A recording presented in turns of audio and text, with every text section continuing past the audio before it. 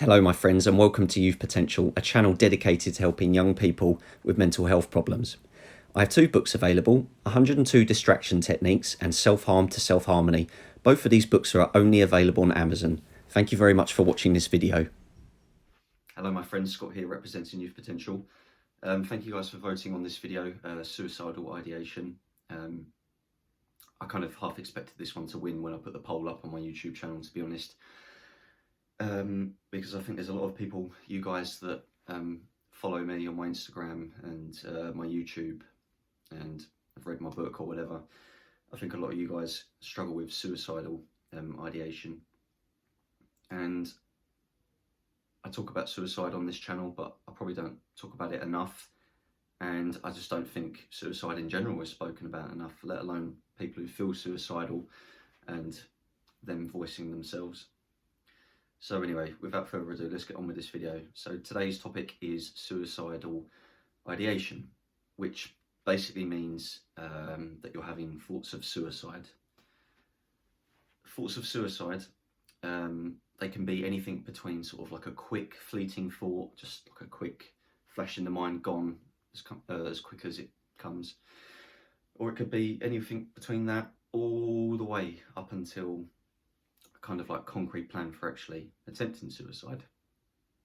Believe it or not, a lot of people that have suicidal ideations, thoughts of suicide, don't actually go through with a suicide attempt, which I suppose is a good thing, because if everyone that had a suicidal thought actually attempted suicide, the world would be shorter in supply of living people, which is really sad. I don't think you actually have to have officially, like a mental illness or a disorder to have thoughts of suicide. But the chances are, if you're having thoughts of suicide and seriously considering it,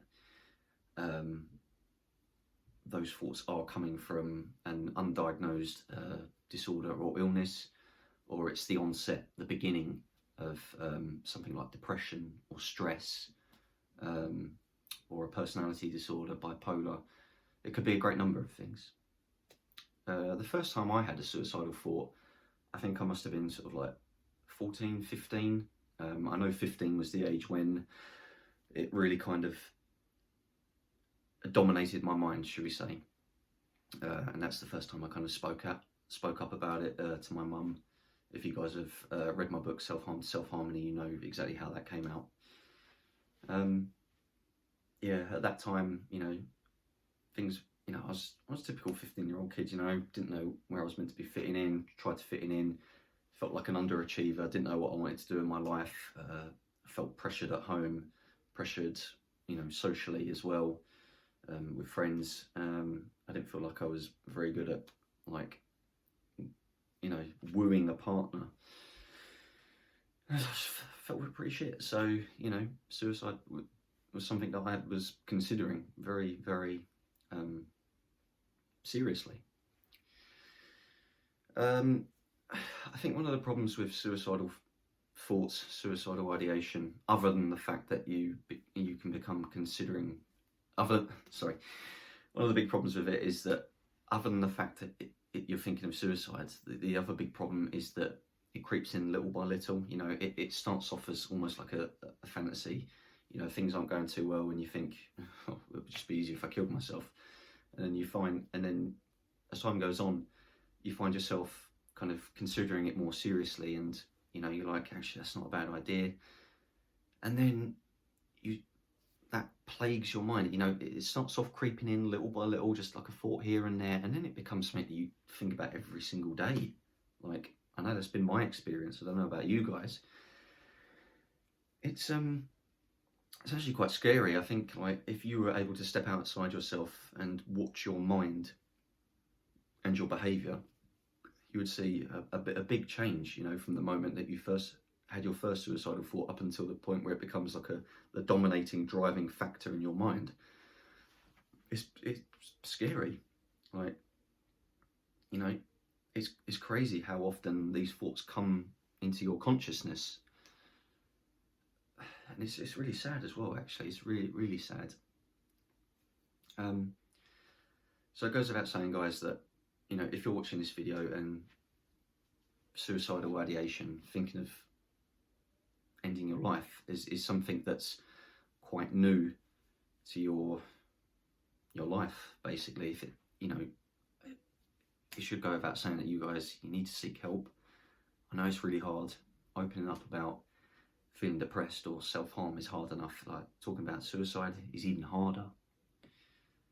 You've really got to find that one person in your life that you can confide in, and it really should be someone that you know personally, you know, someone that you have face-to-face contact with. I get a lot of people messaging me on my Instagram account, and I feel really bad that I don't have enough time to sit there and reply to everybody straight away. And people ask me and talk to me about their struggles, their problems, you know, and I try to give as much advice as I can in kind of like one bulk paragraph, but you will never get as much out of that as you would versus talking to a real person that you know, like a family member, a friend, or if you're in school, a teacher, or if you're at work, a work colleague. You know, there's nothing quite like face-to-face interaction that really does make life-changing behaviours between people. I will get a lot more from venting to my CBT therapist, for example, than I would if I made like an image on Instagram and put a caption about my feelings, or if I did my blog. There's something beautiful about human interaction, especially when it comes to, you know, times of need where people are really down in the dumps and wanting to end their life.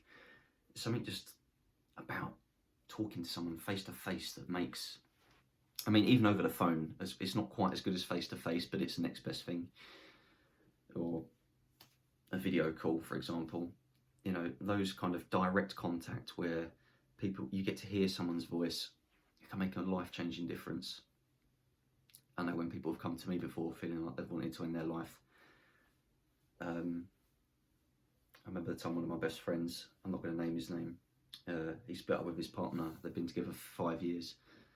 I went straight over his house because he told me what had happened, and I wanted to cheer him up, you know.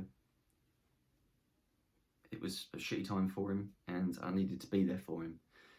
And I did, and he was really considering suicide. I remember him leaning over the balcony in his apartment, and he'd already like cut himself, and he was in a real bad way. But, you know, if I hadn't have gone over there, you know, something different might have happened, and I wouldn't have been able to live with myself. But just going over there, having that conversation with him, you know, a deep conversation with him, sitting with him for a couple of hours, you know, he's still alive today. So, you know, it makes a difference.